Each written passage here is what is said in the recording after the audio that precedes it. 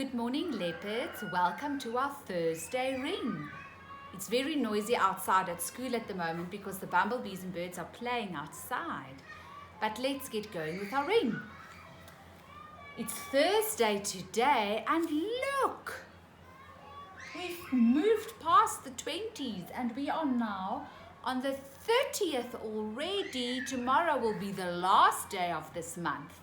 So by now you should know that the month is July, yes.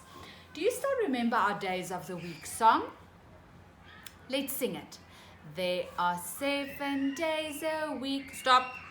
Where are your 7 fingers? Who can hold 7? You can hold it in different ways. You can do 3 on this side and 4 there. Or you can do 4 here and 3 here. Show me 7 fingers, quickly. There are 7 days a week. Let us count them. 1, 2, 3. Now count with your fingers. Monday, Tuesday, Wednesday, 2. Thursday, Friday, just for you. Saturday, Sunday, that's the end. Then we start all over again. And do you think you can count all the way to 30? What can we do while we clap? Or what can we do while we count to 30? What about tapping? Like this. Let's go. 1, 2, 3, 4, 5, 6, 7, 8, 9, 10. Swap hands. 11, 12, 13, 14, 15, 16, 17, 18, 19, 20. Swap hands for the last 10. 21, 22, 23, 24, 25, 26, 27, 28, 29, 30. Well done. And we said our month is July. January, February, March, April, May, June, July, August, September, October, November, December. Did you pay attention? What month is after July? August, yes. And what is our season? It's still winter. I'm hoping when August is done, winter will be gone too. I don't like the winter, leopards. And what is our weather outside? I shouldn't complain because actually it's pretty warm outside at the moment, even though it is winter. Okay, now let's do some singing. The animals of Africa are calling one by one for the hunters and the poachers to come put away their guns. They want to live in Africa like they were meant to be, all wild and safe and free. All the elephants and rhinos, all the leopards and the lions, all the springbuck and the kudu want to be wild and safe and free. Do you remember that one? I love that one. That's a very typical Parkview pre-primary song. I've never heard it anywhere else. Should we sing it again? The animals of Africa are calling one by one for the hunters and the poachers to come put away their guns. They want to live in Africa like they were meant to be, all wild and safe and free. All the elephants and rhinos, all the leopards and the lions, all the springbuck and the kudu want to be wild and safe and free. There's another song. When we learned about the Arctic, we sang If You Should Meet a Polar Bear, but the actual song says, if you should meet a zebra upon a winter's day, what would you do and what would you say? I'd say, good morning, zebra, and how do you do? I'm pleased to meet you, zebra, and may I dance with you? Who else beside me can we meet on the road in the Kruger National Park? What about a wild dog? If you should meet a wild dog upon a winter's day, what would you do? What would you say? I'd say, good morning, wild dog, and how do you do? I'm pleased to meet you, wild dog, and may I dance with you? Who else can we meet on our journey? What about a gemsbok? If you should meet a gemsbok upon a winter's day, what would you do? What would you say? I'd say, good morning, gemsbok, and how do you do? I'm pleased to meet you, gemsbok, and may I dance with you? Let's do one more. Let's have a look this side. What about, if you should meet a monkey upon a winter's day, what would you do and what would you say? I'd say, good morning, monkey, and how do you do? I'm pleased to meet you, monkey, and may I dance with you? Tra-la-la-la-la-la-la-la-la-la-la-la-la. Tra-la-la-la-la-la-la-la-la-la-la. There's another rhyme that we've learned during lockdown, the one about catching a flea. And it goes like this. 1, 2, 3, Priscilla caught a flea. Stella caught another one and put it in her tea. When Marika poured the milk in, it floated to the top. When Debbie put the sugar in, the flea went pop. Shall we try it again? Let's try wild animals. 1, 2, 3. Leopard caught a flea. When monkey caught another one, he put it in his tea. Who's there? When bat-eared fox poured the milk in, it floated to the top. When lion put the sugar in, the flea went pop. Now I'd like us to practice counting wild animals. So I've put here lots of wild animals for you to help with counting. Let me just move closer. All right, let's start on this side. I'm going to point, you are counting. I'm not going to count with you. Here and there, I'll say the number to make sure that you are on track. All right, so let's start together. 1. Keep going. 5. See, 1, 2, 3, 4, 5. Let's keep going.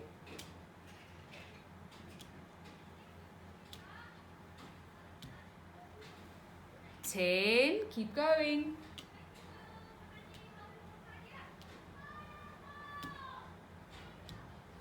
'How many did you count? You should have gotten to 15. Let's count to make sure. I'll count with you. 1, 2. I'll say the name of the animal while we're at it. 1 lion, 2 is hyena, 3 is leopard, 4 meerkat, 5 elephant, 6 monkey, 7 giraffe, 8 rhino, 9 snake, 10 hippo, 11 cheetah, 12 wildebeest, 13 is a vulture, 14 buffalo, 15 zebra. Good counting, leopards. Now today we are looking at the rhino. So when you do your art later, you will have to turn to the page of the rhino. Did you know that you get 2 different kinds of rhinos? You get one called a white rhino and the other one is called a black rhino. But it's funny names because the one isn't white and the other one isn't black. They are actually both grey rhinos, but the one is just called a white rhino and the other is called a black rhino. Now, there are many differences between them, especially if you can see the 2 rhinos right next to each other. So I'd like to share with you some interesting differences between the rhinos. The black rhino is one that's a little bit more well known because the black rhino is the one that is so critically endangered. Do you know what that means when we say an animal is endangered? It means that there are very few of them left, and if we don't help them to be protected, that species could die out and go extinct, like the dinosaurs or the dodo bird. Many animals have gone extinct because people haven't looked after them. So the black rhino is the one that's hunted by many poachers. Many people believe that the black rhino's horn is a magical cure for all kinds of diseases, or that it could make them rich. But it's just hogwash. That's not true. So we need to protect the black rhino. Okay, let's keep going. The black rhino has a pointed lip. He's got a pointy lip because it helps him to pick fruit and leaves from the trees. A black rhino actually, when he walks with his head upright because he likes to eat from things off of the trees.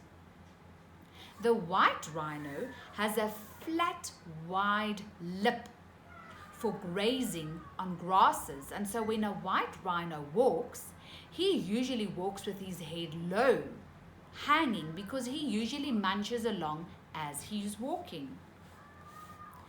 The black rhino is a little bit shorter, whereas the white rhino is longer and larger. He's the bigger of the two. Even if you look at the two rhinos' backs, you'll see there's a difference. A black rhino has a slight arch. It means a slight deepening part in its back, whereas the white rhino has a more flat back, and in fact he's got a small hump on his back. The black rhino has small, short ears because his head is always up high. I think his hearing is pretty good.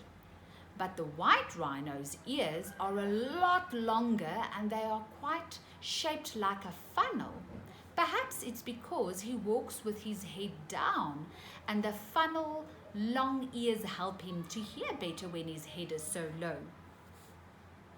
Then lastly, when we look at the horns of the two rhinos, the black rhino, the horns are quite similar in the length, whereas the white rhino, the front horn is very long and sharp, and the second horn is usually a lot shorter than the first horn. Now, I would like us to draw a rhino using shapes. You don't have to use your booklet for this. I will give you a chance. You only need paper, a scrap paper even, and you don't even need colors. You can just use black or any color, or a grey pencil or a pen. So quickly go and grab a paper and a pen, and I'll make space here for us to do some drawing.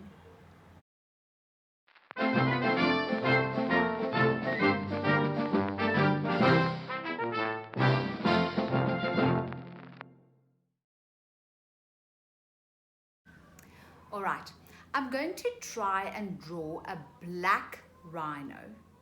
That's the one that likes to eat fruit and leaves from trees, so he walks with his head up. I thought it would be easier to draw a rhino with its head up. So I'm going to start with my grey. Now we are going to use shapes to draw our rhino. Now before we start, turn your page long ways with the two long sides at the top and the bottom. And now try and think what a rhino looks like. What shape could we say his body is? It's almost like a rectangle. Now just remember, the black rhino has a slight arch in his back. So our top side, we have to have a little arch. So hang on before you do the back. Wait and watch me first. So I'm going to start the body this side.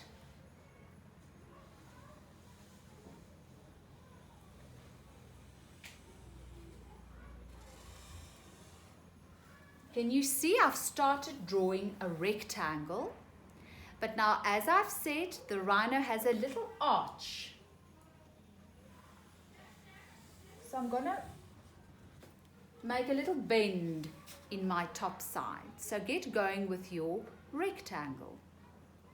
While you draw that, you can just listen when I talk. If you think of a rhino, does it have a long neck? No, not at all. Hey, it's like quite a big head, but you can't actually see much neck.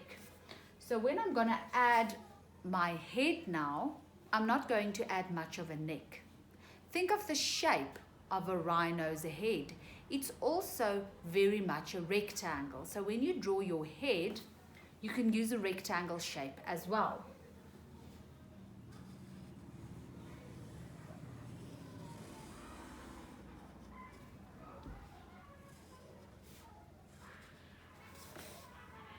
I think my neck is too thin. Make yours maybe a bit fatter. Now, a black rhino has shorter ears. What ear shape can we use? A triangle.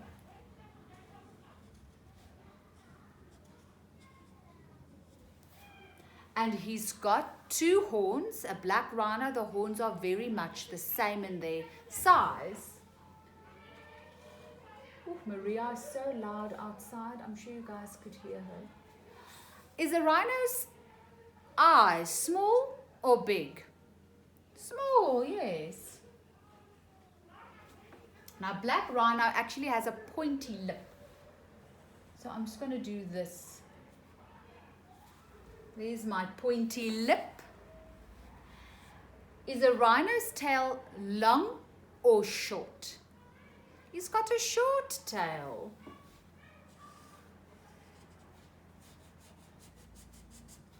And when you think of a rhino's legs, they're also quite rectangular, right? And the black rhino is the short one. So please don't give him long legs. He's got short, stumpy legs. It's almost like making little squares, I think. Now, if you look at the rhino from the side, you can see two legs on the one side and the other two legs are on the other side. I think I'm going to add mine sticking out, but because they are on the other side, that must be slightly shorter. And at the end, a rhino has some nails. Did you know that?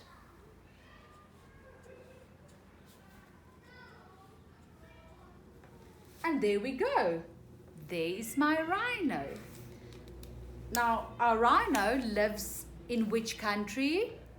Well, not just South Africa. They're all over Africa. Where do you find them? At the seaside?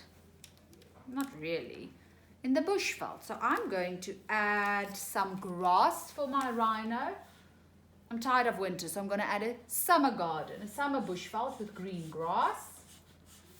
So you decide how you want to make your grass. There are lots of different ways we could make grass. Or we can just make, or even waves of grass.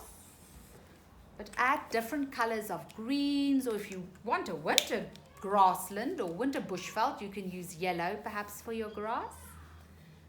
And once you've added your grass, think about it. What does a black rhino eat? He doesn't eat the grass. What does he eat?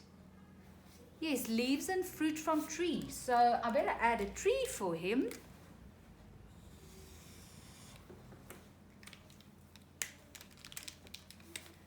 I'm not going to draw branches. I wonder if I've got a different green, yes. I'm just going to make the leaves.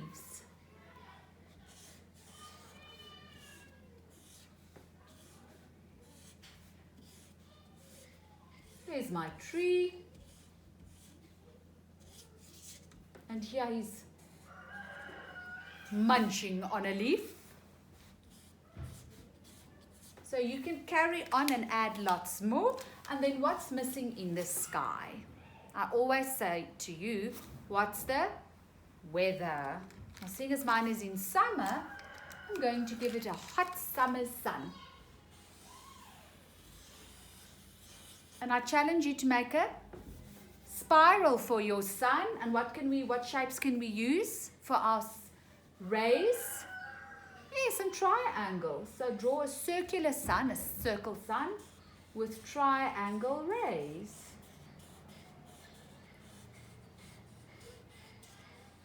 Then we've used lots of shapes in our drawing. We've got a circle, triangles, rectangles. The legs ended up looking like squares. That's fine.